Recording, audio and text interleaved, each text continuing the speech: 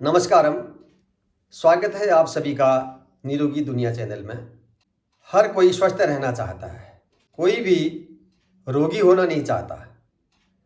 तो हम निरोगी जीवन के लिए, स्वस्थ रहने के लिए क्या करें? तो आज का विषय है हेल्दी लाइफ स्टाइल, स्वस्थ दिनचर्या। आज मैं कुछ टिप्स आपको दे रहा हूँ। पूरे 10 बातें मैं आपको बता रहा हूँ जिनका हमने दैनिक जीवन में पालन करना चाहिए। चलिए शुरू करते हैं आज का ये वीडियो। तो स्वस्थ जीवन के लिए हमने कुछ बातों का ध्यान रखना चाहिए। अपने दैनिक जीवन में कुछ चीज़ों का हमने पालन करना चाहिए। पहला बिंदु है आहारचर्या। आपके शरीर के लिए जो हितकारी भोजन होगा वही भोजन हमने लेना चाहिए, और भोजन अधिक न लेकर के कुछ कम मात्रा में लेना चाहिए, और ऋतु के अनुसार ही भोजन लेना चाहिए। यदि हम इसका पालन करेंगे तो रोगी होने से बचेंगे। यद्यपि आहार बहुत बड़ा विषय है जिस पर मैं अलग से बाद में चर्चा करूंगा, लेकिन आज केवल इतना मैं बताना चाहता हूं, आपके प्रतिदिन के आहार में कम से कम 50% कच्चा आहार होना चाहिए, प्राणिक भोजन होना चाहिए। अपने दैनिक आहार में कम से कम 80% एल्कलाइन और 20% से कम एसिडिक भोजन होना चाहिए।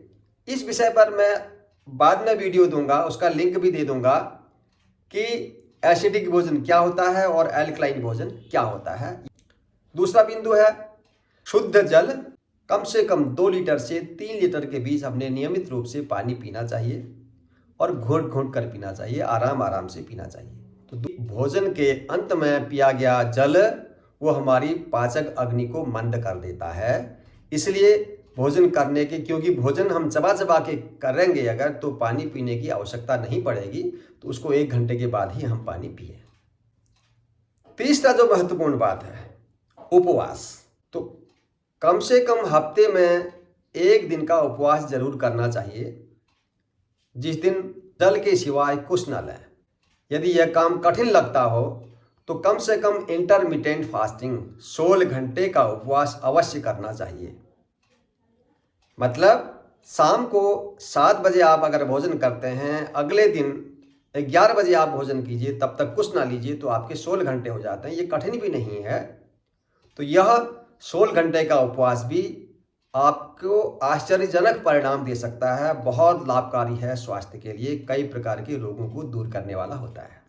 उपवास भी बड़ा विषय है, इस पर भी मैं अलग से बाद में चर्चा करूंगा। चौथा जो महत्वपूर्ण बिंदु है सूर्य स्नान। कम से कम 20 मिनट तक आप सूर्य की किरणों का सेवन करें अपने खुले बदन पर। इसलिए भी ये बात बहुत महत्वपूर्ण है, बहुत लोगों को आजकल सूर्य के दर्शन नहीं होते।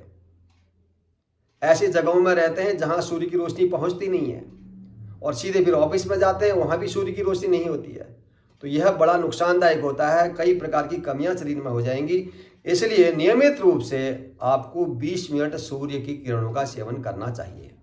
पांचवा महत्वपूर्ण विषय है प्रतिदिन कम से कम 1 घंटा व्यायाम और योगासनों का अभ्यास करना चाहिए। शरीर की मांसपेशियां एक्टिव रहेंगी, सारे ऑर्गन्स आपके एक्टिव होंगे, तो आप बीमार नहीं पड़ पाएंगे। यह भी बहुत आवश्यक है। और छठा, ये बड़ा महत्वपूर्ण है, डीप ब्रीदिंग, गहरा श्वसन। लंबी गहरी श्वासें लेने का अभ्यास प्रतिदिन 5 से 10 मिनट जरूर कीजिएगा। जो प्राणी जितने कम श्वास लेते हैं उनकी उम्र उतनी अधिक होती है। उदाहरण के लिए मनुष्य 15-16 श्वास लेता है तो लगभग 80-100 साल तक उसकी उम्र है, और कुत्ता वो 25-30 श्वास लेता है तो उसकी उम्र कम है, 12-14 साल उसकी उम्र है।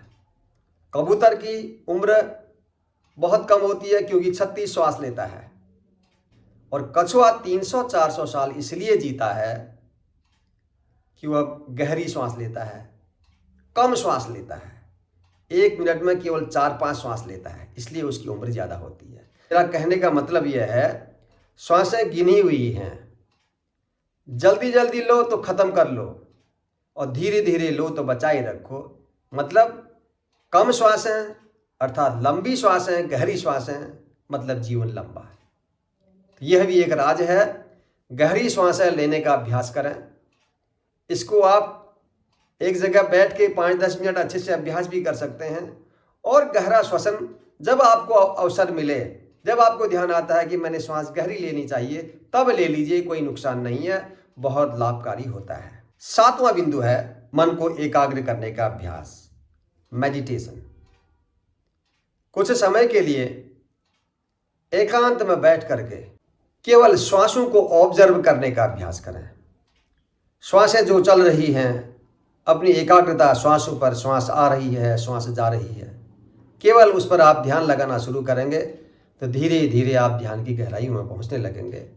कैसे करेंगे ध्यान का अभ्यास, मेडिटेशन का अभ्यास, उसके लिए मैं डिस्क्रिप्शन बॉक्स में लिंक दे रहा हूं, उस लिंक में जाकर के आप अभ्यास कर सकते हैं। और 8वां बिंदु है, बहुत सारे लोग जो ऐसी जगह रहते हैं जहां न पेड़ पौधे हैं, न शुद्ध हवा है, तो उन लोगों को कम से कम हफ्ते 15 दिन में एक बार ऐसी जगह में जाएं वो जहाँ खूब पेड़ पौधे हैं, चिड़ियाँ चहचहा रही हों, प्राकृतिक वातावरण हो, ऐसी जगह की सैर करनी चाहिए।